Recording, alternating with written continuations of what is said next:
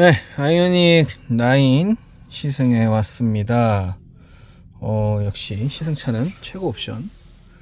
자, 일전에 이 녀석이 아일랜드 콘솔이 움직이지 않는 거였는데 움직이네요 이제. 네,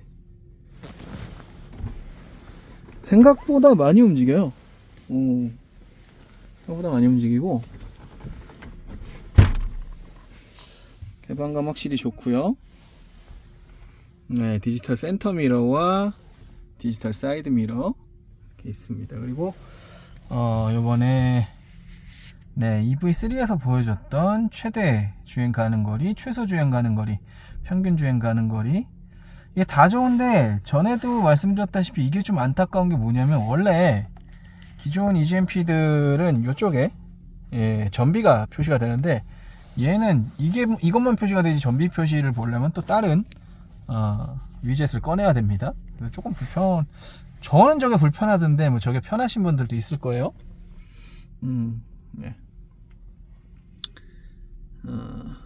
일단 MVH 부분에 있어서 굉장히 많은 개선이 됐다고 하니까 주행을 하면서 조금 느껴보도록 해야겠고요. 네, 보스 사운드 프리미엄 오디오를 통해서 액티브 노이즈 컨트롤 로드 적용이 되어 있습니다. 그리고 그 외에 흡음재, 차음재가 많이 적용이 된 걸 확인할 수 있었고, 100W USB C 타입 충전 포트가 각 위치마다 존재를 합니다. 이 녀석은 캘리그래피 최상위 트림이고요. 자, 그러면 슬슬 준비해서 운전을 해보겠습니다. 야, 지금 잠깐 오면서 시내주행 잠깐 했어요. 잠깐 했는데, 제가 EV9 처음 시승할 때도 MVH가 상당하다, 정숙성이 매우 좋다라고 했는데, 한술 더 뜨는 느낌이에요. 거의 뭐 내가 바로 플래그십이다 라고 하는. 제가 얼마 전에 팰리세이드 풀 체인지 모델을 소개해 드리면서 MVH를 비롯해서 이제 바야흐로 현대의 플래그십으로서 세단형에는 그랜저, SUV형에는 팰리세이드가 딱 그 위용을 갖추게 됐다라고 말씀을 드렸는데, 아이오닉 라인업에서는 9이라는 숫자가 괜히 붙은 게 아닌 것 같습니다. MVH를 비롯해서 이 녀석은 플래그십 모델답게 액티브 노이즈 컨트롤 로드, 그리고 이 하부 흡음재를 비롯해서 소리 관련, MVH 관련 정숙성을 향상시키기 위한 갖은 노력들이 들어가 있네요. 야, 그리고 이 범프나 좋지 못한 이 노면들을 넘을 때 주파수 커팅이 팰리세이드에서는 약간 그 고주파 커팅이 조금 약하다는 말씀을 드렸는데, 이 녀석은 전체적으로 주파수 커팅이 아주 뛰어납니다. 지금 뭐 어느 정도로 수음이 될지 제가 좀 모르겠는데, 일단 HDA를 켜고, 그리고 뭐 다들 아시다시피 이 녀석은 총 3개의 동력 성능으로 나오죠. 그래서 얘는 성능형, 퍼포먼스 트림이 있는 모델입니다. 글쎄 이게 N이 나올까 싶은데, 사실 퍼포먼스만 가지고도 충분한 동력 성능을 보여주기 때문에 N이 필요한지는 모르겠습니다만, EV9이 GT가 나오니까 나오려면 못 나오는 건 아닙니다. 자, 지금 HDA를 켜고 가고 있는데, HDA가 상당히 또 미세하게 발전을 한 것 같습니다. 조향을 해주는 정도가 더 좋고요. 뭐랄까 좀 더 부드럽다고 해야 될까요? 그리고 이 한 가지 조금 불편한 거는 드라이브 모드. 드라이브 모드 뭐 이런 차는 크게 변경할 일이 없어서 드라이브 모드 변경이 좀 불편하긴 한데, 뭐 이 정도면 괜찮습니다. 기왕이면 이 스티어링 휠에 있는 거를 좀 더 선호하긴 합니다만 얘는 이쪽으로 손을 내려야 돼요. 그래서 좀 안타깝긴 한데 뭐 크게 불편한 점은 없습니다. ADAS 기능이 좀 더 향상된 이유가 뭐냐면 오늘 발표회에서 설명을 들어보니까 원래 이제 라이다를 가지고 레벨 4를 준비하고 보통 이런 데에서는 모빌아이 같은 이제 레이더 방식의 그런 센서들을 많이 활용합니다. 레이더 개수지만 보통 프리뷰 전자제어 서스펜션에 사용하던 이 프론트 카메라를 ADAS에도 사용을 하는 걸로 설명이 되더라고요 오늘. 따라서 이 녀석은 뭐 테슬라 같이 뭐 CNN을 적극적으로 활용해서 컨볼루셔널 뉴럴 네트워크 학습을 활용해서 자율주행 레벨 3에 도달하는 그런 목적성을 크게 갖고 만든 차는 아니겠지만 적어도 레벨 2 주행 보조에 있어서 좀 더 조향 보조를 위해서 차로를 이렇게 따라가는 이런 알고리즘들에 좀 더 보강이 돼 있다. 그리고 어쨌든 명백한 카메라로서 전방 상황을 이제 어쨌든 이미지 필터링을 통해서 좀 더 자세하게 체크할 수 있다는 부분은 유리한 부분이죠. 그래서 지금 오면서도 HDA를 하면서 보면은 무슨 느낌이냐면 이제 세단 쪽에서 먼저 개발이 됐기 때문에 아이오닉 6하고 아이오닉 5 같은 경우도 같은 걸 쓰는데도 불구하고 아이오닉 6가 차로 추종 능력이 좀 더 뛰어납니다. 전체적으로 SUV 모델들은 조금 차로 추정이 좀 안 좋은 그런 모습들을 간간히 보여주는데 얘는 지금 그렇지가 않아요. 얘는 그 아이오닉 5라든가 SUV 형태의 그런 기존 차량들에서 보여주던 약간은 불안한, 물론 평소에 잘하지만 약간씩 불안했던 그런 차로 추종 능력보다 좀 더 나아진 개선된 움직임을 보여주고 있습니다. 그리고 이 아일랜드 콘솔 움직이는 거 보여드렸고, 여기서 보일지 모르겠지만 그리고 이 커브드 디스플레이가 커브드인 것은 좋은데 어차피 여기는 굳이 필요 없긴 하다. 요새 이제 제네시스들은 이게 통으로 여기 이제 가운데 베젤이 없죠. 근데 이 녀석은 가운데 베젤이 있는 형태입니다. 근데 상관없어요. 왜냐면 여기서 시선적으로 스티어링 휠에 가려지는 부분입니다. 어차피 안 보이는 부분이라서. 네, 아무튼 이 차량은 110.3kWh의 엄청난 용량의 배터리를 달고 있는, 제가 일전에 소개해 드릴 때 이거를 EV9 기준으로 어떻게 바꿨을까 해서 뒤쪽 3열 시트 아래쪽이나 뭐 이런 쪽으로 해가지고 마지막 모듈을 2레이어로 쌓은 게 아니겠느냐. 그쪽은 공간적으로 여유가 있으니까 그렇게 생각되어진다라고 말씀을 드렸는데 오늘 와서 보니까 아닌 것 같더라고요. 그냥 플랫이더라고요. 이러면 곤란한데 도대체 어디다가 벨트 더 이걸 우겨 넣었을까. 물론 당시에도 이제 얘는 30도 잘 만지다 보면은 나오는 공간이긴 했는데, 그럼 결국은 BSA 어셈블리에서 이제 하우징을 새로이 설계했다 밖에 이제 답이 안 나오죠. 그래서 이 녀석 같은 경우에는 아이오닉 9는 EV9과 동일한 BSA 하우징이 아니고 새로이 설계된 BSA 하우징을 갖고 있다고 생각됩니다.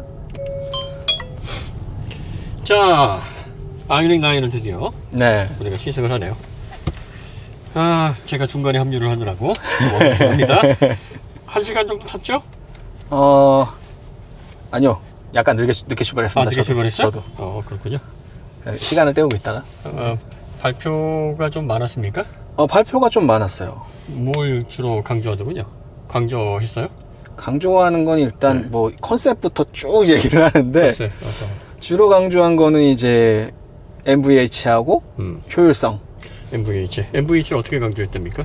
NVH를 이제 얘 같은 경우에 이 하부 소음이 항상 좀 문제가 있었잖아요. 그렇죠. 전기차가. 전용 전기차 특히 또 이게 좀 도드라진 단점 중에 하나였죠. 네. 하부 소음을 막는데 굉장히 좀 노력을 했더라고요. 진짜 지금 주행을 하는데 바퀴 구름 소리가 확연하게 좀 많이 줄었어요. 그래서 하부 소음을 막는데 이 배터리와 이 차체 사이에 흡음재가 굉장히 두껍게 들어가고, 그렇군요. 네, 그리고 이 A 필러부터 이 앞쪽으로도 네.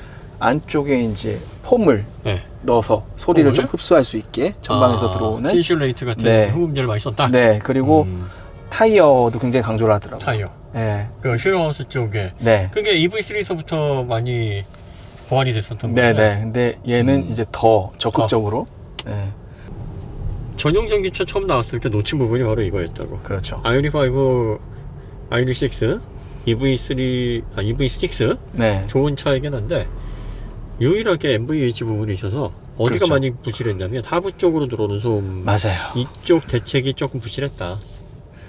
측면부는 나름 잘했는데 네, 그러다 보니까 이 하부 쪽에서 사실은 주파수, 소음 주파수 같은 그 복잡한 패턴들이 많이 올라와요.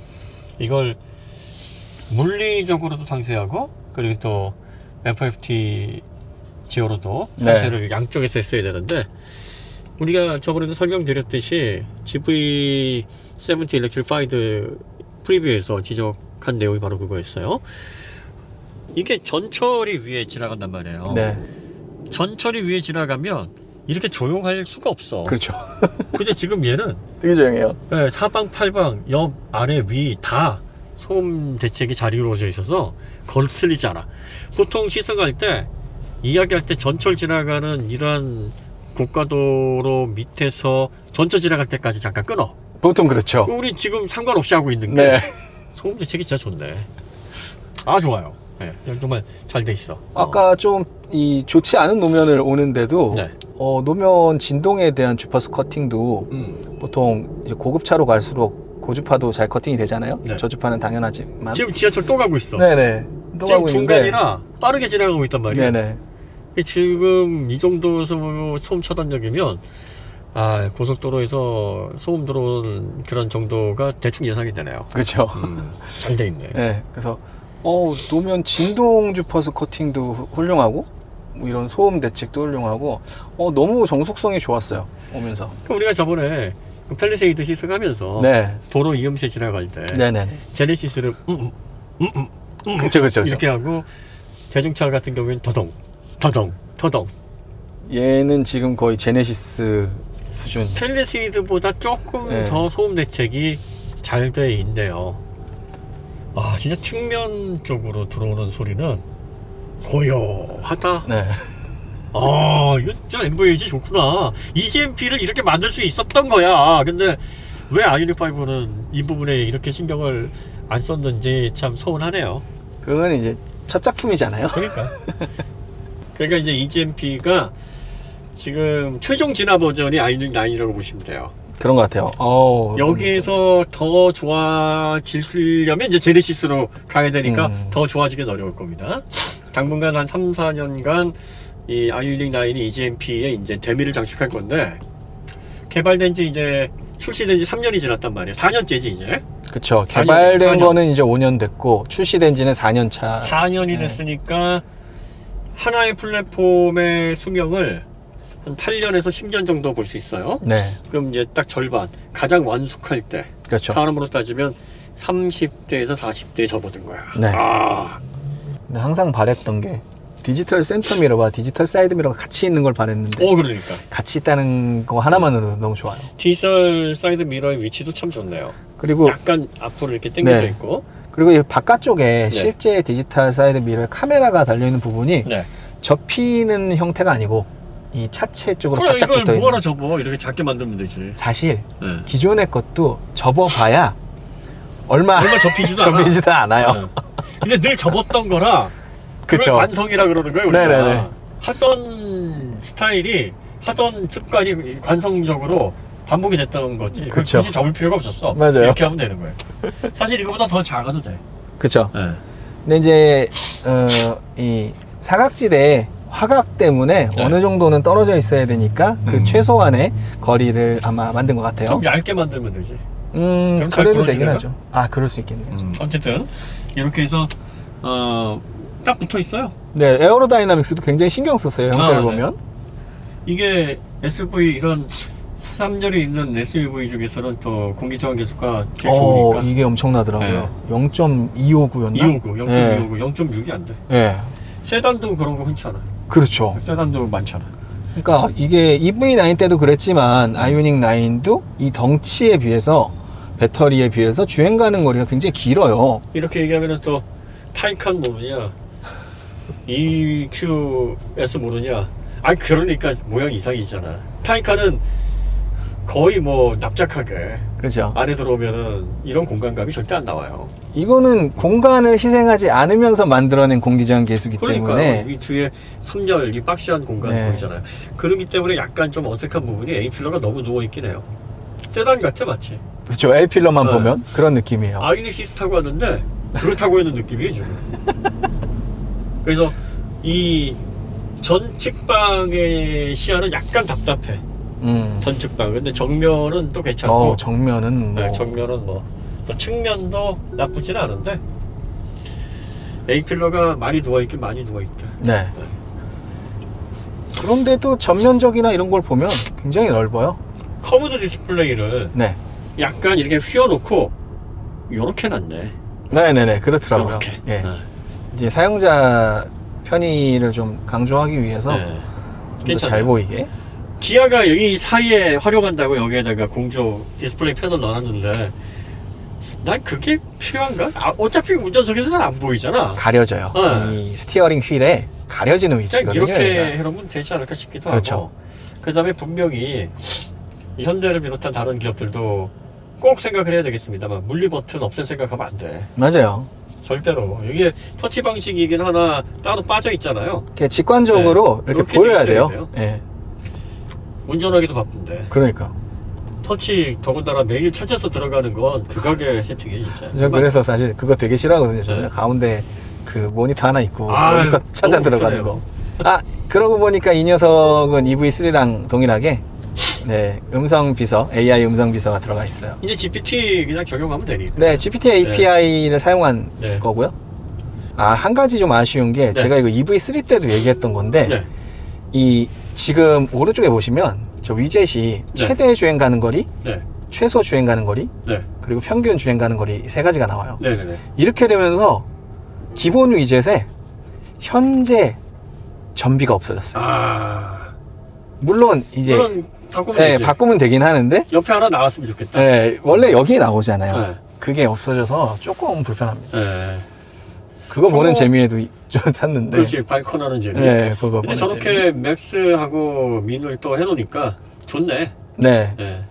그러니까 이거 굳이 안 빼도 되는 건데 음. 왜 저렇게 했을까?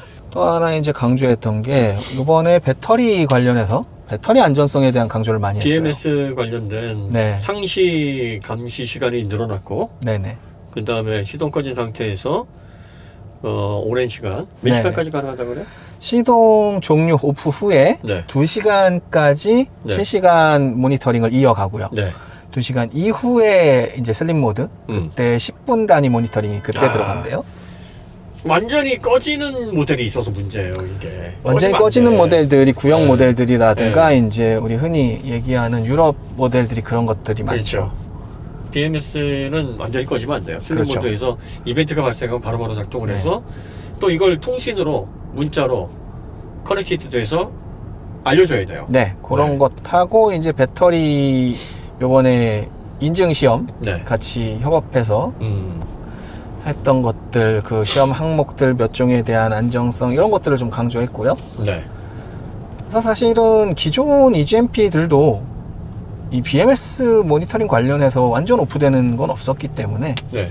문제는 없는데 좀 더 강화했고 이제 사용자 모니터링이라든가 뭐 BMS 자체에서 실시간 모니터링 시간 이런 것들을 좀 더 늘려서 왜냐하면 운행 후에 시동 오프하고서 일어난 사례들이 꽤 있으니까 그렇죠. 그 부분에 대해서 좀 더 모니터링을 강화하겠다라는 의도로 보면 될 것 같습니다. 네.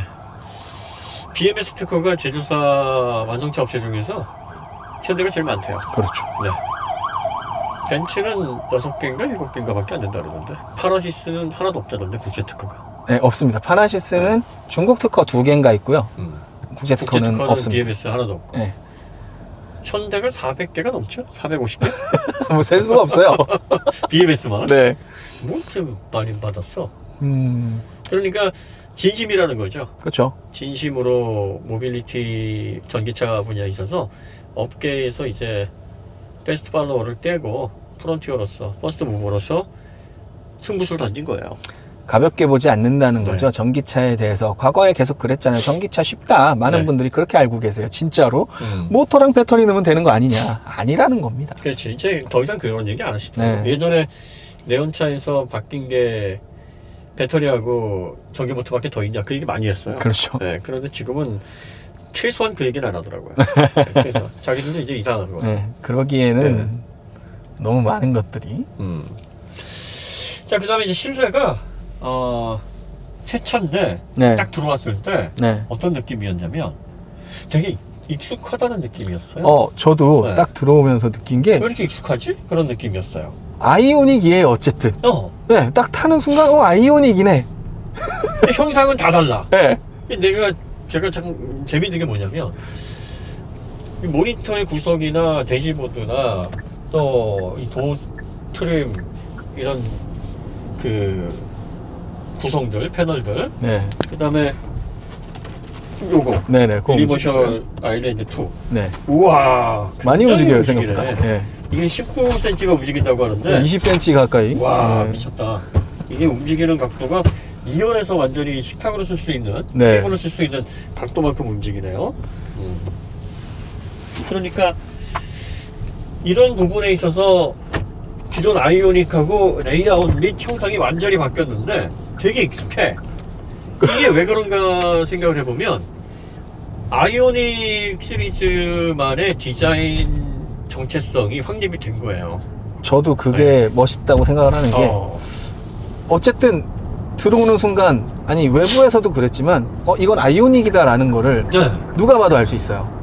바로 익숙함이 느껴지네. 그래서 이 아이오닉이라는 전기차 브랜드가 사실 제대로 이제 라인업을 갖춘 느낌?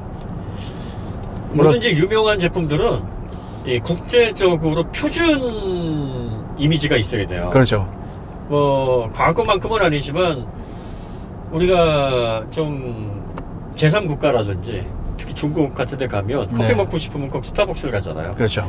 왜냐면 일정하니까 음. 맛과 또 내가 즐길 수 있는 분위기나 정량화돼 있잖아요. 맞습니다. 현대가 그동안 제품을 생산을 하면서 버전업을 하거나 새로운 모델이 나왔을 때 이 이미지 부분에 있어서 정량화된 가치를 제공하는 부분에 있어서 늘 아쉬웠다고. 미흡했죠. 네. 그거를 사실 기아가 그래서 그걸 먼저 했잖아요. 네. 그러면서 기아의 브랜드 밸류가 확 올라갔는데 현대가 이제 그런 부분을 조금 신경을 쓰는 게 아닌가.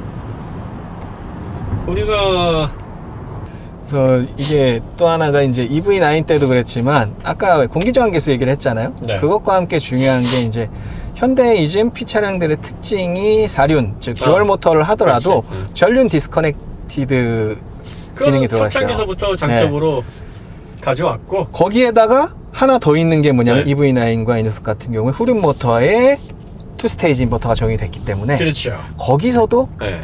출력 관계를 조절합니다. 그래서 지금 세 가지 모드로 나오잖아요. 네. 후륜 모델, 그 다음에 225kW인가요? 네. 그리고 315kW, 성능형이 또 네. 따로 나오죠. 이렇게. 300 초반, 그 다음에 400 초반, 네. 428마력 정도 되죠. 315면. 그러니까 입맛대로 선택해라. 그렇죠. 그리고 전륜 모터를 이제 66kW로 넣을래, 158로 넣을래. 또 이렇게 되면 이제 GT 모델이 만약에 나온다고 치면 뒤쪽에 270W, 270kW 그렇죠. 그 모터가 만약에 들어간다 하고 앞에 158 그게 동일하게 들어간다 그러면 야 그러면 어우, 400kW가 넘네. 400 얼마야? 428kW 그러면 되네요. 쟤랑 비슷한 아이오닉 5N하고 비슷해지는데요. 그러니까 그렇게 그러면? 되는 거야. 네. 그래서 고성능 모델로 얼마든지 네. 이 투스테이지 인버터가 그 스위칭을 담당하는 파워 모듈 그렇죠. 이게 한 조가 더 들어가는 거예요. 네. 그래가지고 이제 좀 더 강력하게 성능을 내야 될 때 두 개의 인버터가 아니라 하나의 인버터를 두 개처럼 네. 상황에 맞게 전비 모드를 강화한 경제 모드에서는 일반 스위칭 그 파워 모듈로 작동을 하고 여기에서 이제 고성능을 퍼포먼스. 내야 된다. 그러면 이제 투스테이지 모드로 들어가서 그렇죠. 부스트로 부스트. 출력을 탁 해서 전력 이동을 하는 거죠. 전압을 네. 올려가지고 네. 실제 그 인덕턴스 포화 구간을 그렇죠. 올려버리는. 네. 아 진짜 뭐 늘 감탄하는 거지만 그렇죠. 결과적으로 총 3단계로 얘는 전력 효율을 조절할 수 있는 거예요. 그러니까요. 이게 참 훌륭한 아이디어인 게 어차피 배터리 용량 전류는 정해져 있으니까. 그렇죠. 그럼 전압을 조정하면 되잖아. 맞죠. 그래서 그 전압을 조정을 하는데 전압을 조정하려면 그 인버터를 대용량으로 집어넣든지. 근데 대용량으로 집어넣게 되면 경제적인 운전을 할 때는 경제성 좋죠. 부분에 있어서 또 비용적인 측면에 있어서 네. 안 좋잖아.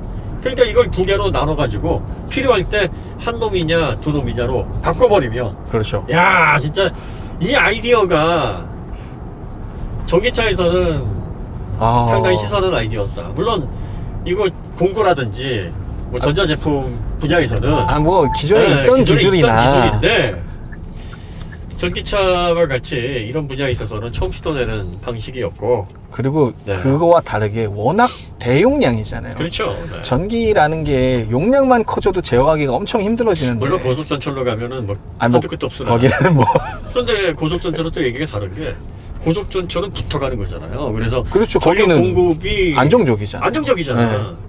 그러니까 전력 공급을 계속 받으면서 가는 거라. 심지어 걔는 정전압이에요. 그렇기 때문에 사실 회생제동도 열로 그냥 처음에 다 버렸다고. 맞아요. 그러다가 야 이거 에너지도 절약하고 환경 이거 문제 되니까 이거 회수 좀 하자. 그래가지고 아무리 전력 제한이 없더라도 회생제동을 좀 활용해서 쓰는 게 낫지 않냐 해서 비교적 근래에 와서 회생제동이 정립이 됐단 말이에요. 그렇죠. 한정된 배터리만으로 스위칭을 하고 전기전자 제어를 통해서 BMS를 통해서 효율을 높이고 또 그것뿐만이 아니라 고성능 고지레이트에서 충방전을 반복하면서 SOH를 잡아내고 그러면서 회상제동을 통해서 전력 개수뿐만이 아니라 브레이크의 부담도 덜어주고 별걸 다 해야 돼. 그러니까 이게 뭐 앞서도 얘기했지만 유럽 브랜드들이 가장 어려워하는 지점이 전원 자체가 가변 전압폭이 너무 커요. 그렇죠. 이거를 제어하는 자체가 기술이거든요, 사실은. 네. 뭐 방금 전에 우리 고속철도 얘기했지만 그런 애들은 어쨌든 정전압에 대전류가 들어오기 때문에 우리가 전압이 고정되어 있으면 얼마든지 안정적인 전원 소스로서 제어하기가 좀 쉬워집니다. 편리해지고요. 근데 얘는 애초에 이게 뭐 500 몇십 볼트부터 700 볼트까지 막 널뛰는데 100 볼트 이상이 널뛴단 말이죠. 그렇죠. 이 안에서 이 모든 것들을 효율적으로 제어를 해야 되는 겁니다. 이거 자체가 일반 뭐 모터랑 배터리 넣으면 끝나지 않느냐 이런 수준의 얘기가 아닙니다. 자, 그 다음에 네. 승차감도 꽤 괜찮네요. 네. 그리고 서스펜션이 이게 중량이 2.5톤 정도 되잖아요. 그렇죠. 무겁죠, 사실. 무거워요. 배터리가 워낙 크니까. 네.